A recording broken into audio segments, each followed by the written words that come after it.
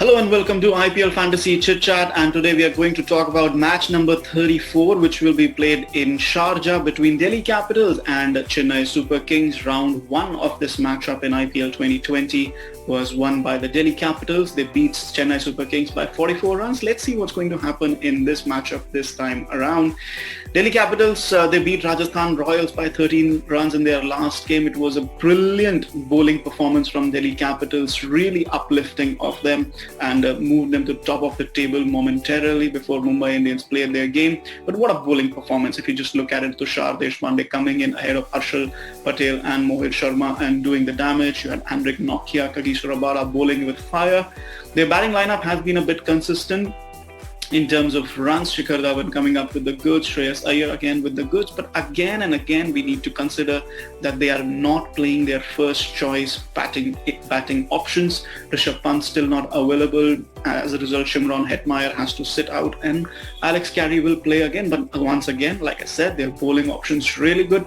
I don't think they will play Sandeep Lamichhane ahead of Henrik Nokia anytime soon. But in the bowling department, Tushar Deshpande probably gets another game, and this is where permutations and combinations can happen with the Harshal Patel and Mohit Sharma in the reckoning.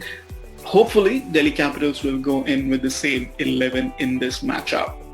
Chennai Super Kings beat Sunrisers Hyderabad by 20 runs, and it was a turnaround, or it was considered a turnaround for Chennai Super Kings season.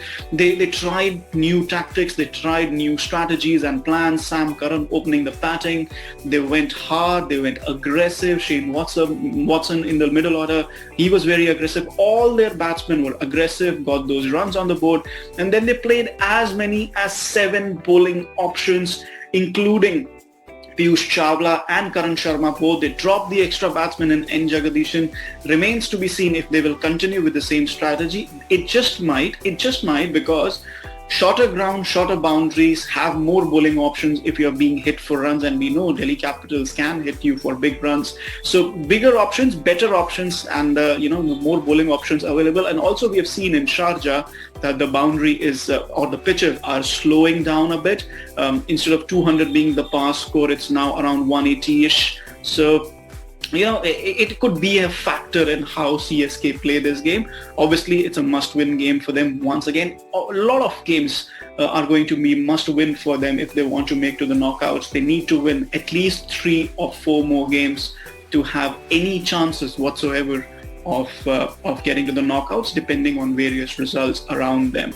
So what would be a combined fantasy 11 look like? I think this is a team that you need to build from bowling upwards. You need to look at what your bowling options are, because Chennai have changed the game in terms of how many bowling options they're going in with. So you have Deepak Chahar and Tushar Deshpande.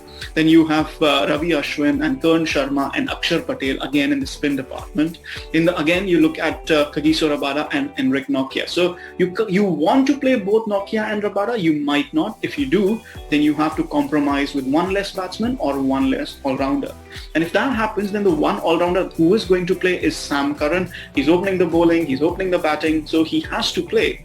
Otherwise, you have the options of Dwayne Bravo and Marcus Stoinis. Stoinis is in a good form. If the top order fails, then he often rescues Delhi, so you want him in the side. So a lot of permutations and combinations are available depending on the kind of bowling attack. This is the first time we're talking about this, that a bowling attack is going to determine the combined fantasy 11 for any particular matchup. In terms of batting, you have Shikhar Dhawan and Prithvi Shaw, maybe one of them, or you could have Faf du Plessis and Prithvi Shaw, again maybe one of them. Ambati Rayudu, Ajinkya Rahane, again one of them, because these are batsmen in the same mold.